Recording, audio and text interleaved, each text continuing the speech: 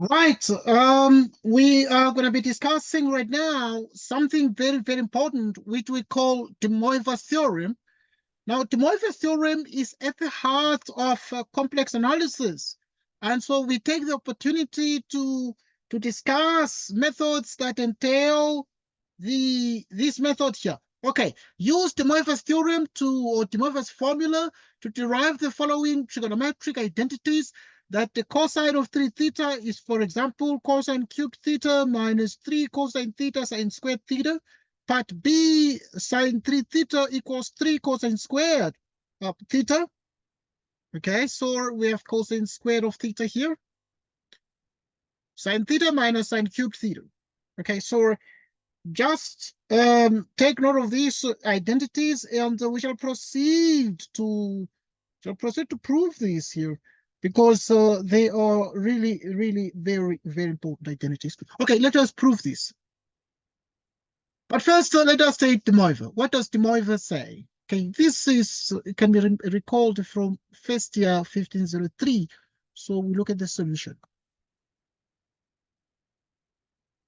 Right, to prove part A and part B, these are pretty much done simultaneously, because what we do is to say when we have cosine 3 theta plus, okay, what is first, let us maybe give De Moivre. Right, something, this we call De Moivre's formula. Okay, this is potentially a French surname, and this means from the Moivre family. So De Moivre. So from the Moivre family. So the from is small letters, and the actual surname is Moivre. Right. So now at this point, we shall just write an official statement. So which means that if you have cosine theta plus I sine theta, and you raise it to the nth power, it is actually the same as cosine n theta plus I, the sine of n theta. Okay, this is De Moivre's formula. So yeah, I need to learn it and to know it off by heart.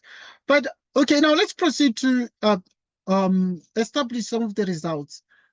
So we're going to look at the fact that if we have cosine 3 theta plus I, the sine of 3 theta, this is equal to what? Right, so this is the same as cosine theta plus I sine theta. You cube it like this. Okay, to cube this, we use the binomial theorem. Binomial theorem with a hint of Pascal's triangle, 2 plus 1, 3, 1, 1. Okay, this triangle. So now we're going to use 1, 3, 3, 1 from Pascal's triangle. Right, so now the couple of things that are important. So you're going to put coefficient 1. Then you cube the cosine. Then you put coefficient 3. These are binomial coefficients, we call them. So we shall have the cosine, which you square right now, because the powers decrease by 1 from 3 to, and then now the power of, for the first time, then the I sine theta is going to be to the first power. Then this is coefficient 3 again. Then you have cosine theta, I the sine of theta. Okay, it's power 1, and then you put power 2. Okay, which is 1, 3, 3, 1. Then plus I the sine of theta, and then you cube like this.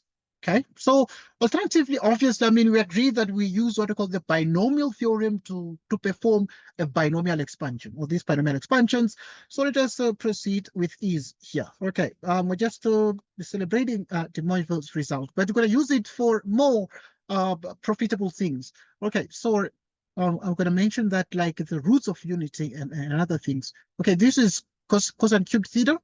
Okay, so this one here, the I is going to come and sit with the 3, giving us 3i. Cosine squared theta, sine theta for this term. This term here, I squared is minus 1. So it's going to be minus 3 cosine theta sine squared theta minus I sine cubed theta, like this. Okay, so we have that cosine 3 theta plus I, the sine of 3 theta. Let us group the real parts, the parts without I.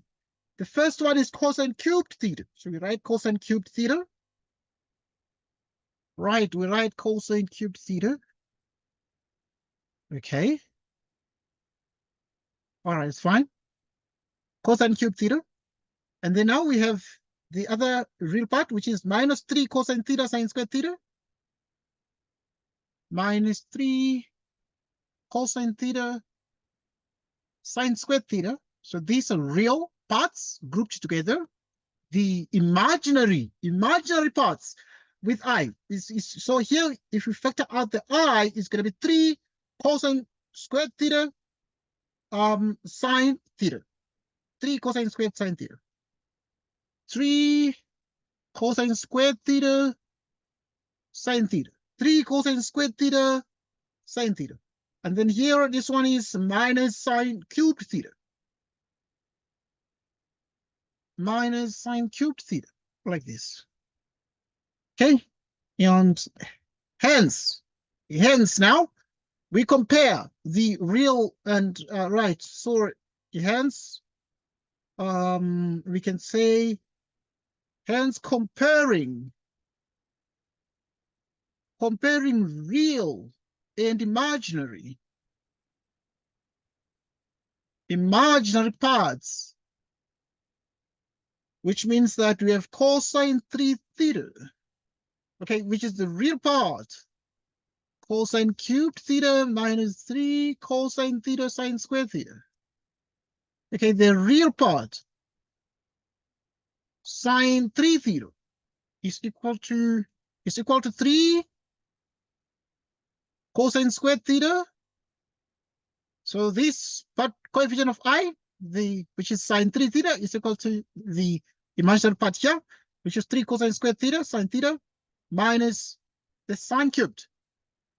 Okay, yeah, this is recorded in case the network fails and it's not so good. Okay, because it can happen that you might not be hearing me continuously in a smooth manner.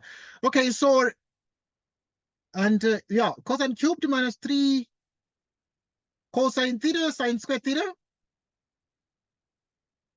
is exactly this part. These are exactly these things here we started with. So we started off with this, and now they're the ones that we actually were able to prove. Okay, we're able to prove this. So we established these two. So yeah. Okay, this can be proven not only by using this method, but even from high school, we can prove this at grade 12. But yeah, we don't want the grade 12 methods here of compound angle formulae and etc. from matric. We don't want that at this level. But yeah, but you can get the same results with a little bit more effort, maybe, and some creativity from those school identities. I want us to discuss something we call the roots. The roots of complex numbers. Find the cube roots. Cube roots of 8i. Okay, how do we find the cube roots of 8i? Let's look at the solution to this. Right, we can find any roots, but obviously because the word says cube means 3, so we need three roots, 3 results. Okay. Now to find the roots, we let z cubed be 8i. Okay, because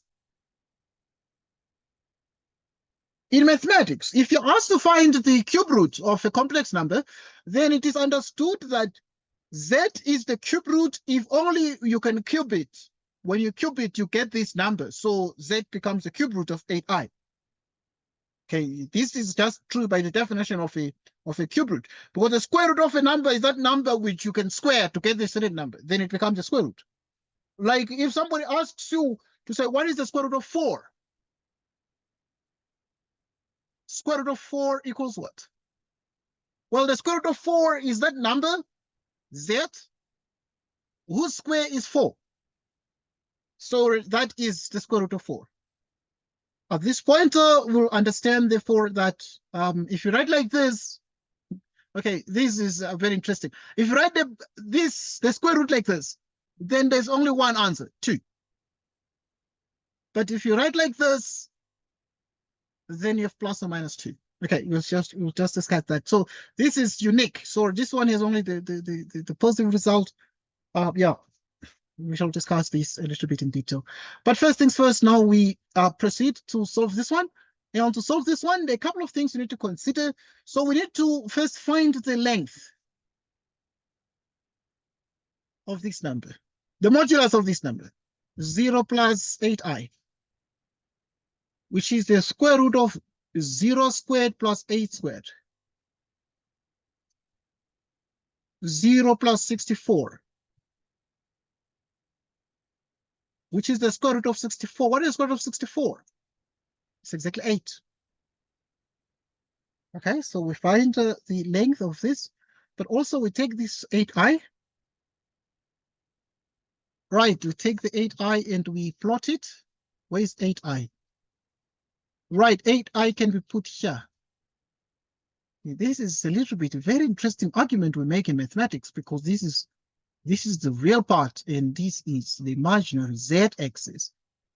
Okay, so see, the argument is, why do we put 8i here? We put 8i because on this vertical axis, we put the numbers that are purely imaginary. Okay, so yeah, we put 8i with the I.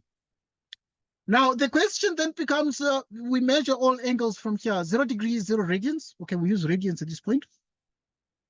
And therefore now we know that this is 0 radians, but this one is pi over 2. This one is pi, like 90 degrees, 180, 270 degrees, which is also 3 pi out of 2. Okay, 270 degrees, like 3 pi 90. So it's 3 pi out of 2 because the pi over 2 is 90, and this one is 2 pi, complete a total revolution, same as 360 degrees. Obviously, with the understanding is therefore that pi is 180 degrees, sort of what is behind all this. The question is, if a number, complex number is there, what is the argument of this number? Okay, what is the size of this angle? We call it theta, which is pi over 2 radians. Okay, somebody might not know what this number is. Wow, how do we calculate this? Because sometimes it can be in the middle. You know, it can be here, and therefore, what would the size of this angle be? For example, okay, so we are dealing with z cubed because 8i, and then now we learn that tan theta is y over x, and this one is 0 plus 8i. What is the y? This is x, y. What is y? Y is 8. X 0. So okay, this becomes a very interesting case that we actually use. So yeah, so this one is undefined. Okay, it's undefined at 90 degrees, but use 2 of them because the sign is opposite over hypotenuse from school, and from metric and grade 11. It's adjacent of hypotenuse here, so we use all these things, and then now we're able to say, for instance, the sign of theta would be y, because this is x plus that. Y is 8. The length is 8. X is 0. The length is 8. Okay, we got r from the other side. It's good because this one here is r. Okay, so we come here. And this one means sine theta is 1. Cosine theta is 0. The question is, what angle is this? Okay, if you use the arc functions, arc sine 1 is pi over 2, and this one is arc cosine. Okay, arc cosine 1. Arc cosine 0 is pi over 2. Okay, yeah. So both of these confirm that angle, but also the tangent is this one is undefined. What is 8 divided by 0? It's undefined. And when the tangent is undefined, what is the angle? It's pi over 2 radians. Okay, yeah. What does this mean? It means, therefore, that the z cubed is 8i. And therefore, in mathematics, every complex number can be written in the form, the modulus into cosine theta plus I sine theta. Okay, so we have seen that the modulus is 8 in this question. The angle is pi over 2 radians. Okay, we have seen that using the trigonometric functions, the trigonometric ratios. Okay, this is z cubed equals this. Now, if this is z cubed, then you can raise it to 1/3, which is pi over 2 plus I, the sine of pi over 2, which is 1/3. Okay, so yeah, the 8 raise it to the power 1/3 is 2. Okay, because 8 is 2 cubed. Right? Now, in mathematics, if you take the root, okay, well, it's not just only about taking the root, but also from metric we learned that the period of the cosine function is 360 degrees or 2 pi radians. And then also we learned that the period of the sine function is pi over 2, which is plus 2 pi k. So in which case, therefore, you can add 2 pi k and the answer is the same because you're adding multiples of the period. Okay, now if you take the cube root of 2 cubed, the 3 cancels, leaving us with only 2, meaning z is 2 into. Okay, so yeah, we have seen that it is pi over 2 plus 2 pi k plus I, the sine of pi over 2 plus 2 pi k, and then you raise it to 1/3, like this. Okay, which is pi over 2 plus 2 pi k plus I, the sine of pi over 2 plus 2 pi k, like this. Okay, so by De Morgan's theorem, you can just, this 1/3 multiplies the angle, but if this 1/3 multiplies the argument, then it means that it's like dividing by 3. But this is true for k0, 1, 2. Okay, then you have the 3 roots. For k equals 0 alone, you put k equals 0 here. So this is going to be 2 into the cosine of, this is going to be 2 by 0, which is 0. And then this one is going to be pi over 6. Plus I, the sine of k. This is going to be 0, this is going to be pi over 6. Okay, what is cosine? Pi over 6 is like 180 degrees divided by 6, which is 30 degrees. So the cosine of 30 degrees is the square root of 3 out of 2. And the sine of 30 degrees is 1/2, meaning that we would have z equals 2 into the square root, into the square root of 3 out of 2.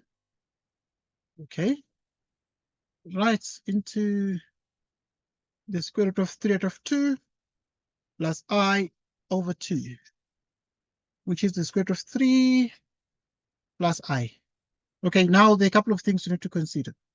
Right, for k equals 1.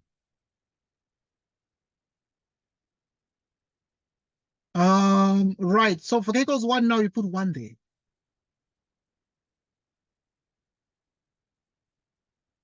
So you have pi over 2 plus 2 pi times 1 out of 3 plus I, pi over 2, 2 pi plus 1.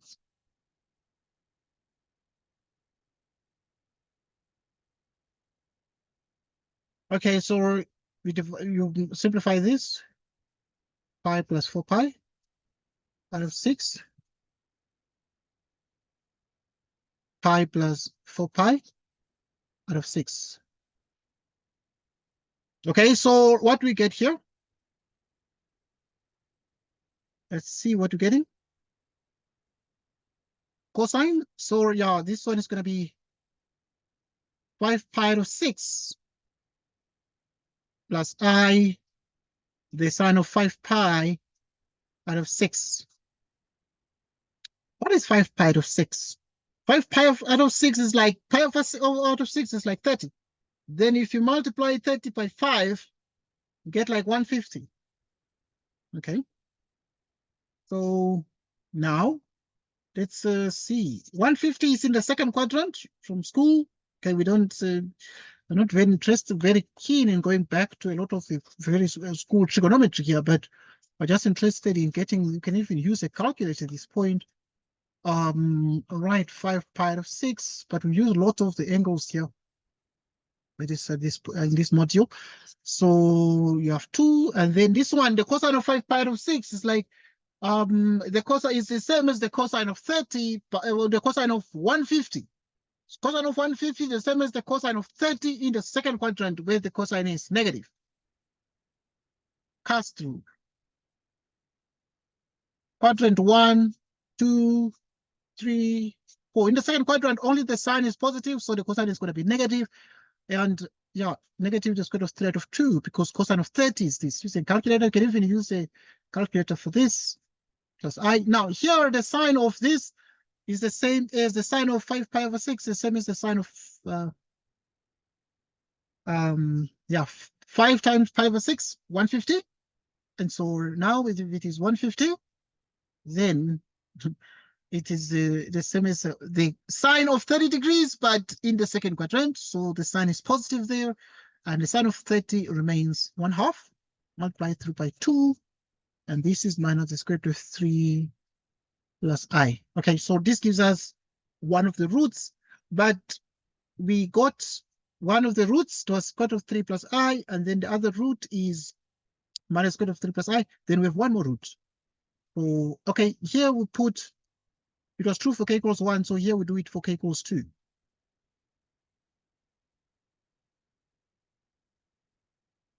Okay.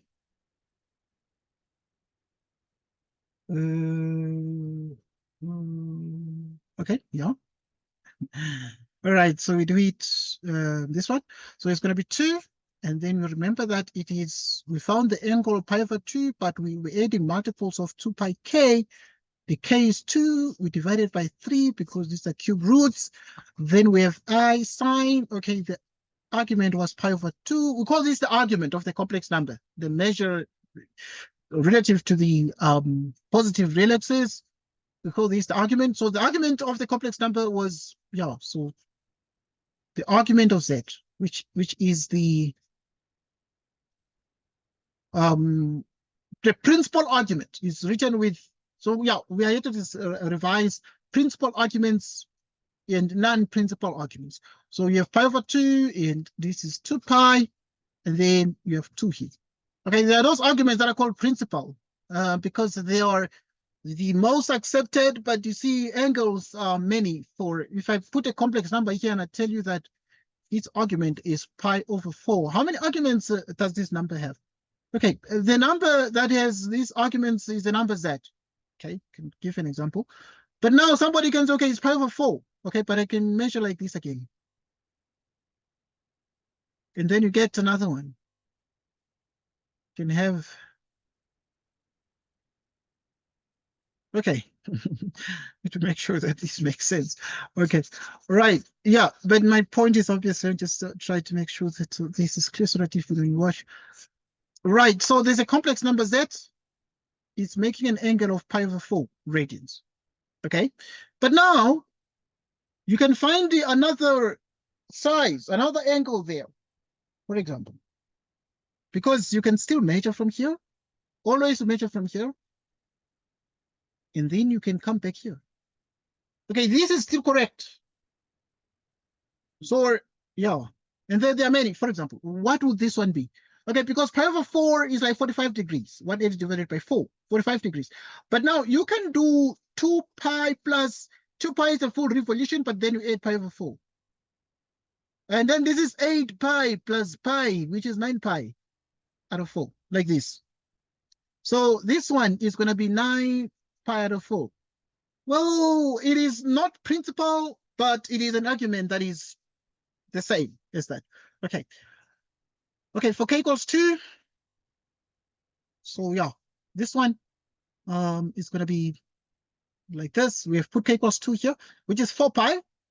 4 pi. You simplify all these. You simplify 4 pi plus 8 pi.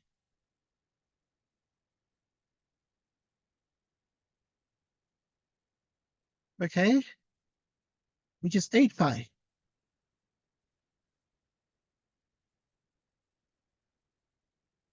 Okay, so,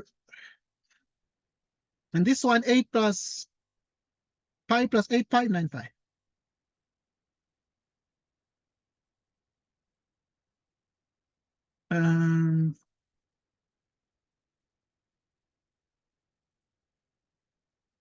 Okay, so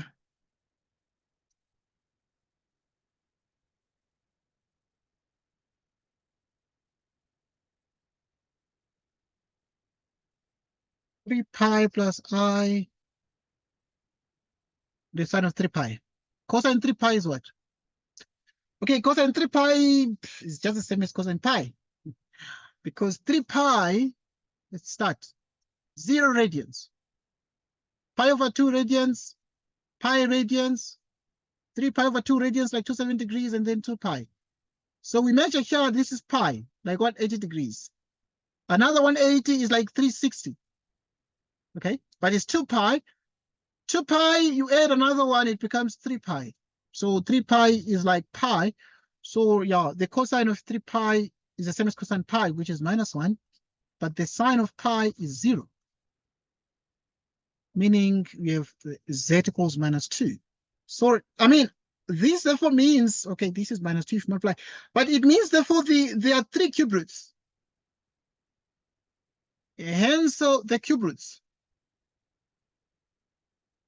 The cube roots of 8i are z equals the square root of 3 plus I, z equals minus the square root of 3 plus I, z equals minus 2.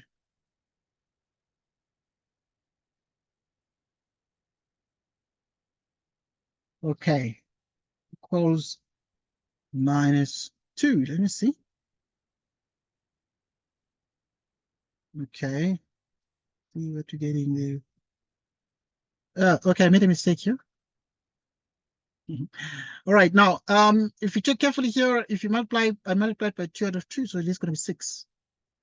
Just numbers. Okay, so also this one is going to be 6.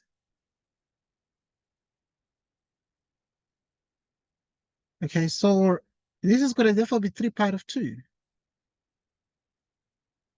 Okay, something was not making sense to me.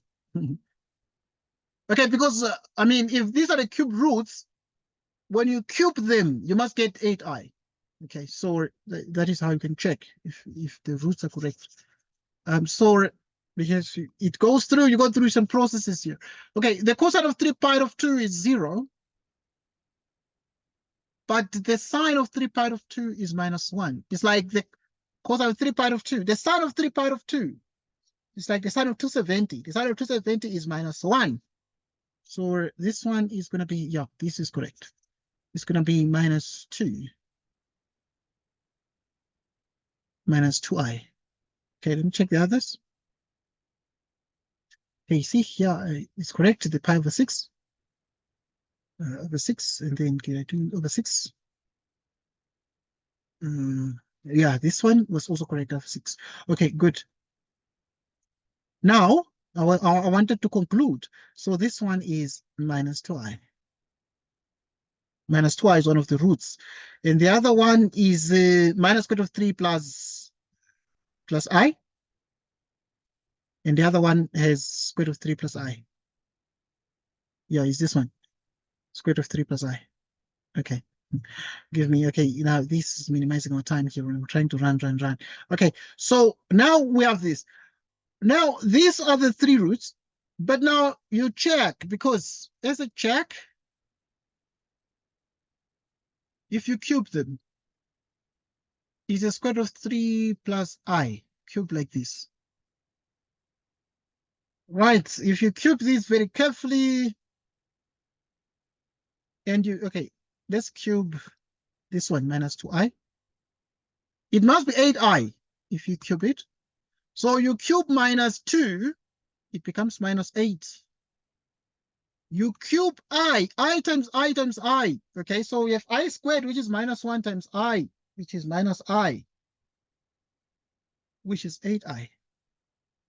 So if you cube this, you get 8I, but even if you cube these ones, you get 8I there. But yeah, this one is just a little bit long.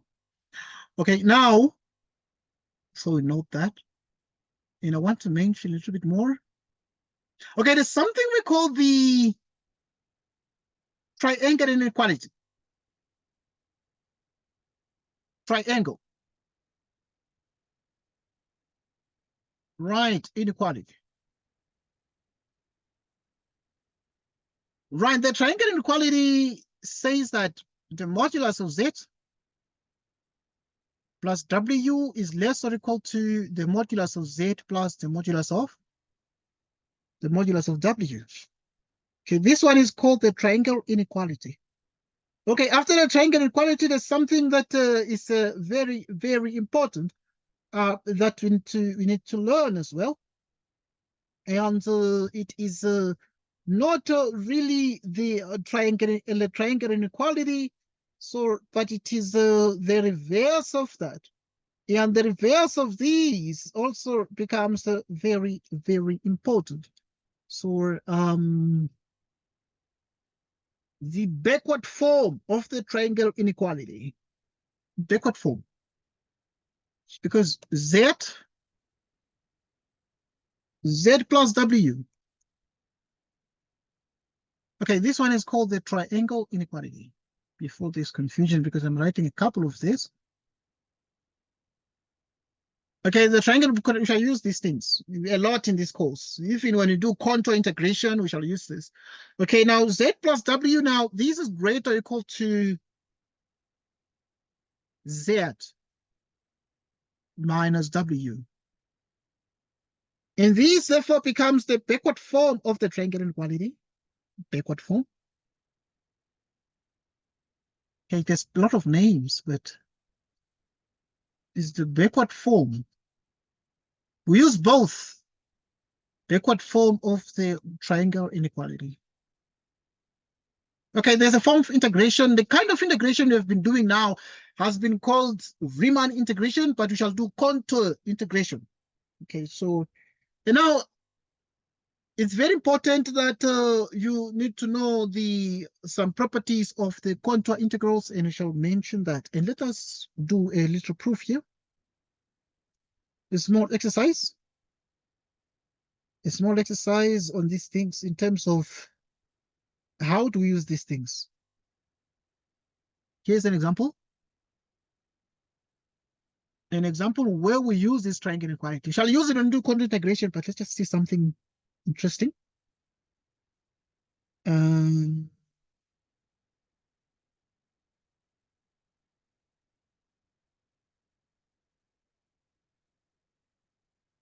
By factoring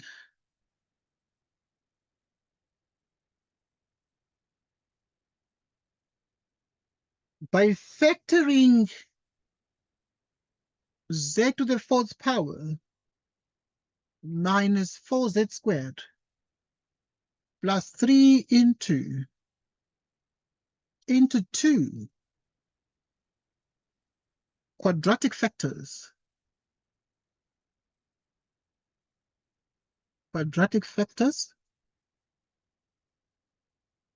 And then using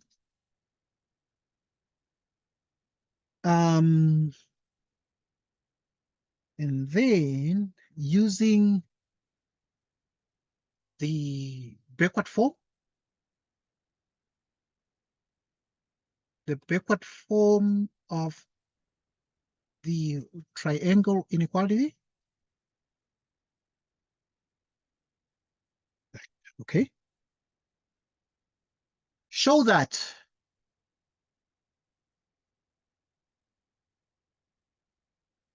if Z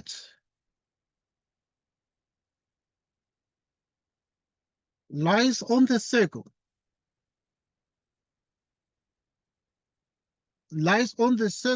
modulus equals 2,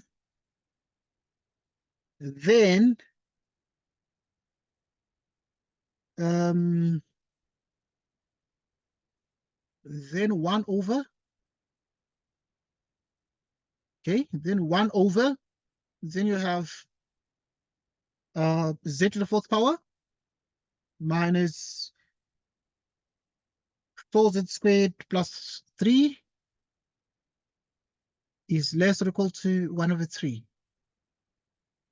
Yeah, so, by factoring this, which appears in the denominator, into 2 quadratic factors, and then using the backward form of the triangle inequality, show that if Z lies on the circle, okay, this is a circle centered at the origin of radius 2, then this is, you must prove that this is less than 1/3, less or equal to 1/3. Okay, let's see, let's just show this. Okay, it's very important for us when we do integration. We need to understand this because there are those integrals that are going to approach 0 on the boundaries of the curves, of the contours. Contours are regions. Okay, contour integration. All right, now we're still here. Okay, I want us to prove this very quickly, but first let us note that. Okay, want to use the backward form. Always use the backward form when the functions of Z appear in the denominator. So now we're going to take the modulus of that. Yeah, okay, so we have Z to the 4th power minus 4Z squared plus 3. But first we need to factorize this. Okay, to factorize this one is like in school, very, very easy. We can just do the factors of Z to the 4th power is Z squared and Z squared because these are quadratic factors. And then now factors of 3 are 3 and 1. And then you can make them minus minus. By good luck, they both become minus, so that minus 3 minus 1 give us minus 4. And then now, okay, properties of the modulus, and I'm still going to discuss the properties of the modulus. And I was discussing this, I was thinking about this. Okay, properties of the modulus. If you have the modulus of a product, the modulus of a product is the product of the moduli. Right, so this one here becomes Z squared minus 1, like this. Right, in which case then we'll then say, thus if the modulus of Z equals strictly 2, then we have Z to the 4th power, Z squared plus 3,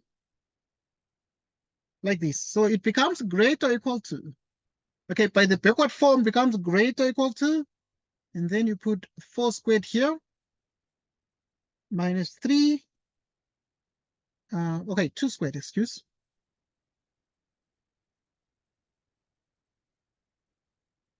Okay, just look at that one. So yeah, we've in under a minute. So you do this like this. So it becomes greater or equal to when you put the modulus like this, and this one becomes a 2 squared. Okay, your time is up.